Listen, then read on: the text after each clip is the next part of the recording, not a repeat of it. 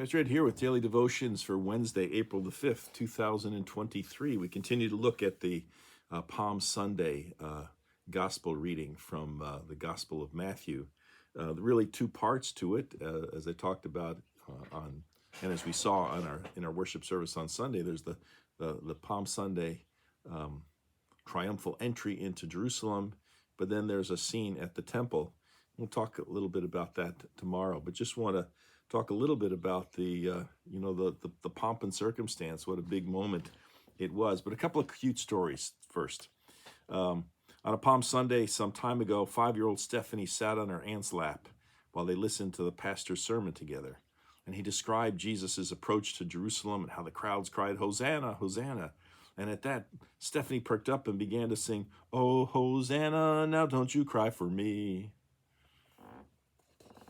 Obviously, Susanna, not Hosanna, but, kids. Here's another one.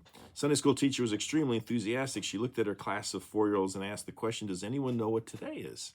The little girl held up her finger and said, "Yes, today's Palm Sunday." "That's fantastic," said the teacher. "Does anyone know what next Sunday is?" The same little girl held up her finger and said, "Well, next Sunday is Easter Sunday." Again, the teacher replied, "That's great." Then the teacher asked, "Does anyone know what makes next Sunday Easter?"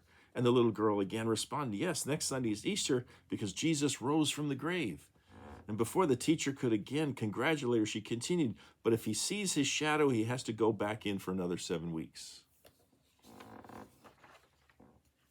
And finally, this one. Palm Sunday, of course, is a very special occasion, but sometimes children remind us of how genuine they are, even in the most serious moments. It was Palm Sunday at church, but because of a sore throat, 5-year-old Annie stayed home from church that day with her mother while the rest of the family went. And when they came home, they were carrying palm branches. And Annie asked them what they were for, and they said, her father explained, "Well, people held them over Jesus' head as he rode by on a colt." "Wouldn't you know it," Annie fussed. "The one Sunday I'm sick and Jesus shows up, and not only that, he offers pony rides." Oh, not quite, right? Well, it was quite a moment. Somebody has pointed out that on October 29th, 1927, Charles Lindbergh, who'd made that first transatlantic flight, was given a ticker tape parade in New York City in honor, again, of that solo flight across the Atlantic. Some 750,000 pounds of ticker tape poured out onto the streets. The population, so I checked this, population of New York City at that time was between 6 and 7 million. But there were an estimated 4 million people along the route of the ticker tape parade. Pretty impressive. But an even bigger ticker tape parade was on March 1st, 1962, for astronaut John Glenn, after he became the first American to orbit the Earth in a spacecraft. The sanitation in that instance cleaned up 3,474 tons of ticker tape and confetti and other paper along the 7-mile route. Population in New York City had grown to just under 8 million at that time. And in both cases, both in 1927 and 1962, it was estimated that about 4 million people had witnessed it. Well, what about Jesus when Jesus came? Josephus, who was a Roman Jewish historian, born about 37 AD, died about 100 AD, so he lived, just after all of these events. So, what about Jerusalem? Well, it's really kind of tough. I was looking at it, and there's estimates that the population in Jerusalem was as little as 20,000 people, some saying it was as many as 80 to 100,000 people. But again, this was the people were there for the Passover.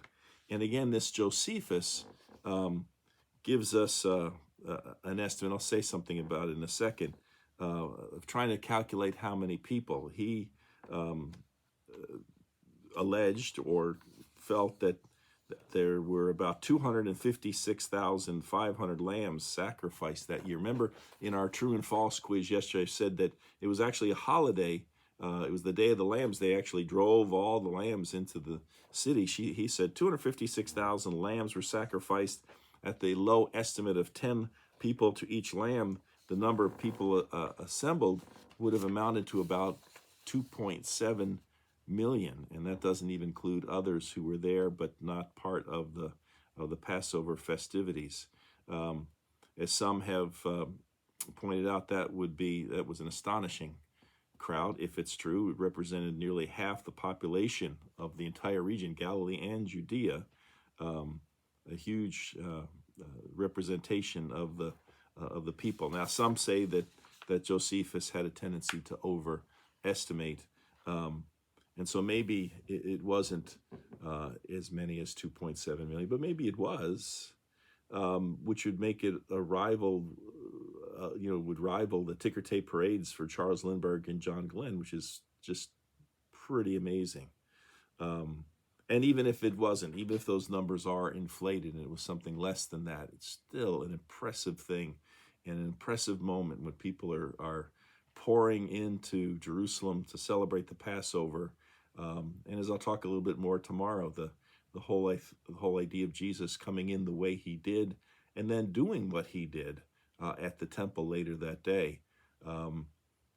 Really powerful moment, and really kind of set the stage and triggered all the events that unfolded in the days to come that week that we now know was Holy Week. Well, hope you'll be with us tomorrow. We'll talk a little bit more about Palm Sunday, and then we'll talk about Monday, Thursday, and Good Friday as well before we're done with daily devotions for this week. Until then, take care. Bye-bye.